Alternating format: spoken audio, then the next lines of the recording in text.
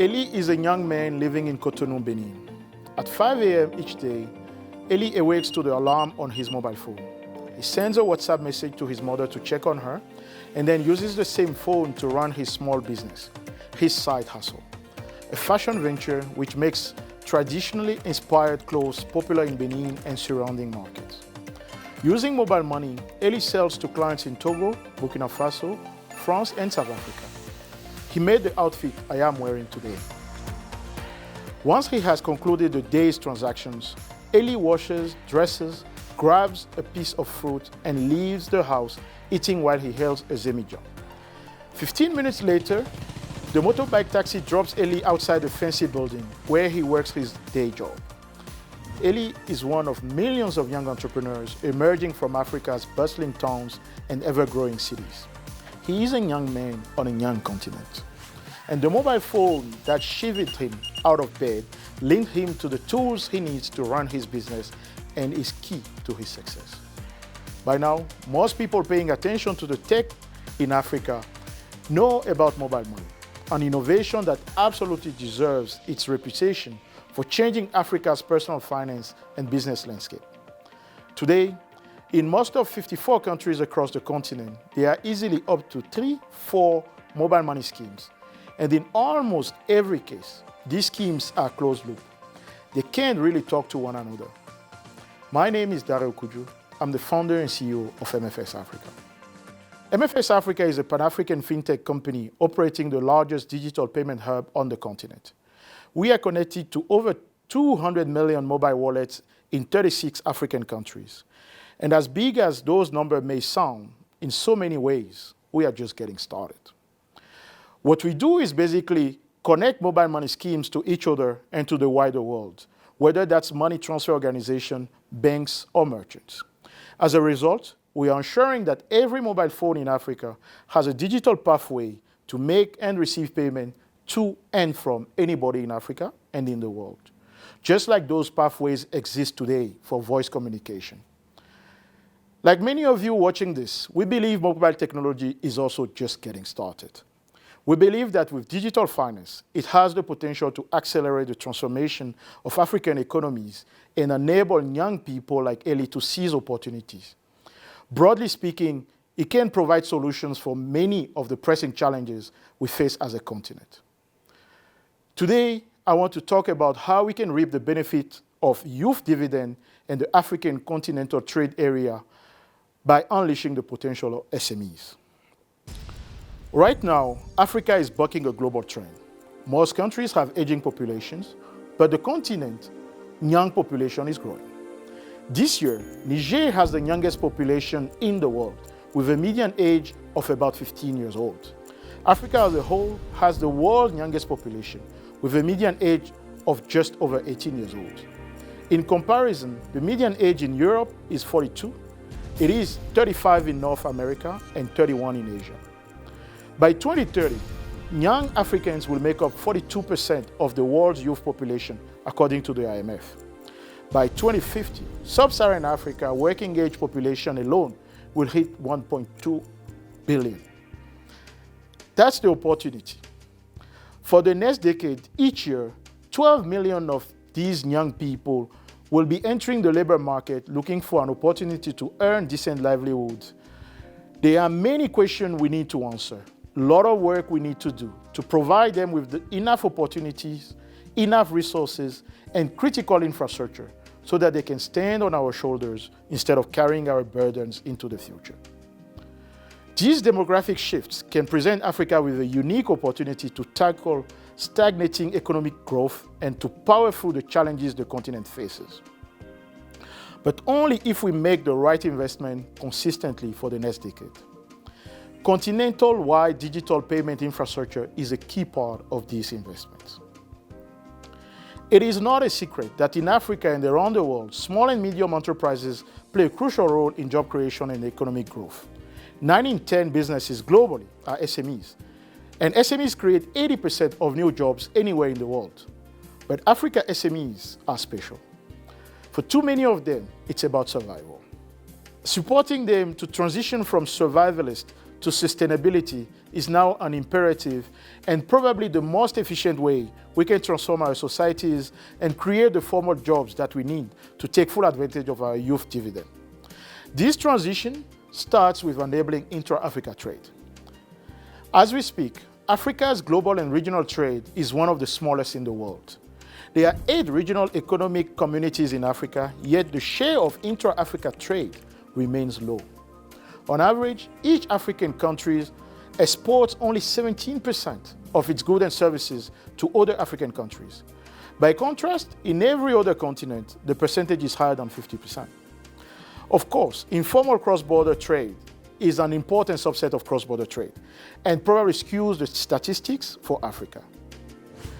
Bank of Uganda estimate that it is anywhere from 25 to 40% of formal cross-border trade as far as Uganda is concerned. In the SADC region, the value of informal cross-border trade could be anywhere between $17 to $18 billion annually.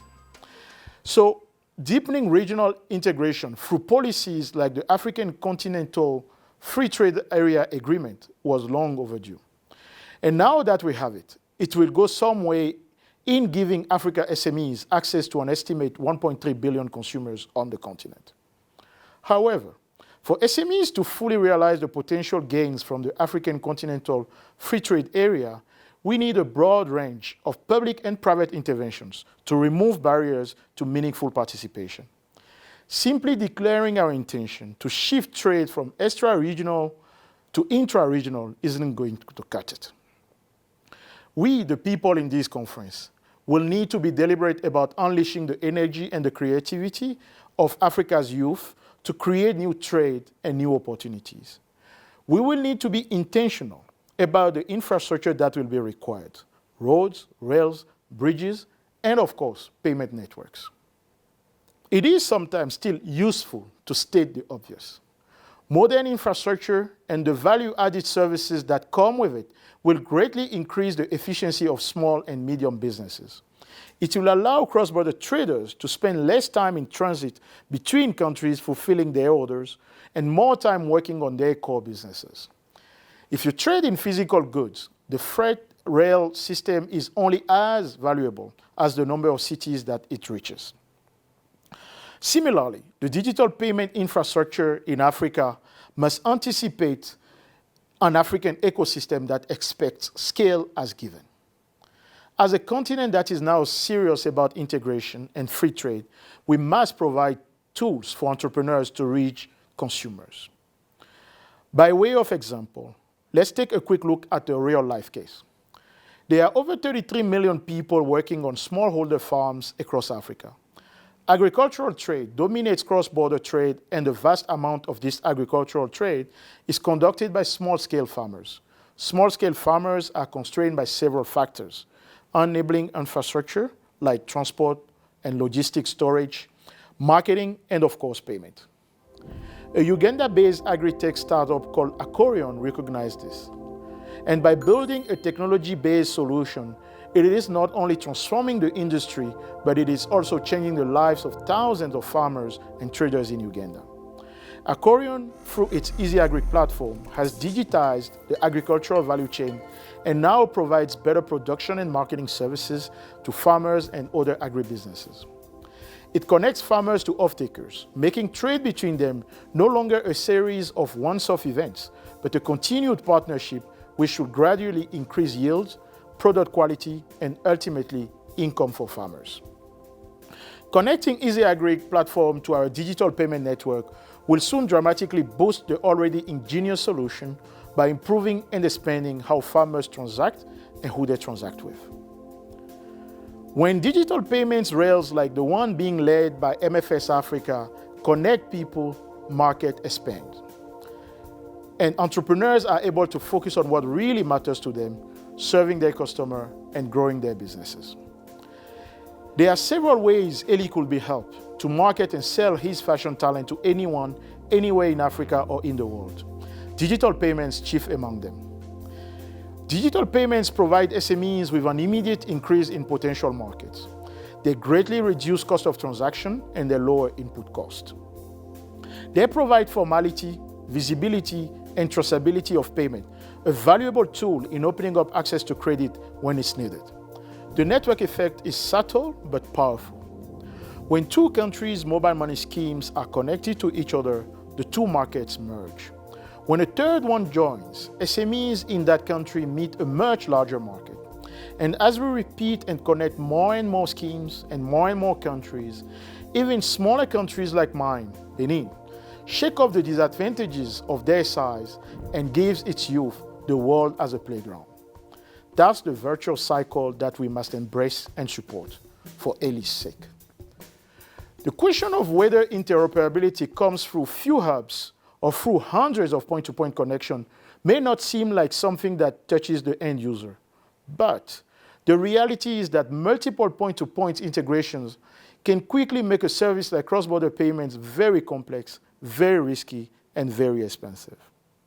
When vital services like payments are affordable and accessible, there is a greater incentive for businesses to move into the formal sector and to scale. With formality comes visibility, and with visibility comes a voice in public policy. Modern infrastructure for modern economy means integration and real-time services. Just as we need to lay the tracks to move goods, it's important that we also lay the tracks for payment, the tech and the regulation.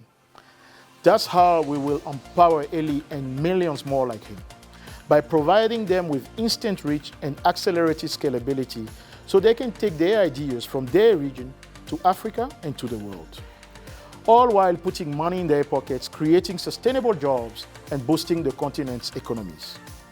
At MFS Africa, we are fully committed as much to the vision of free trade as we are to building the payment tracks. We are doing this conscious that continental payment infrastructure is required to guarantee that traders are empowered and to soar. Let's work together to build a future that Elie and millions of other young Africans see in their dreams. Thank you.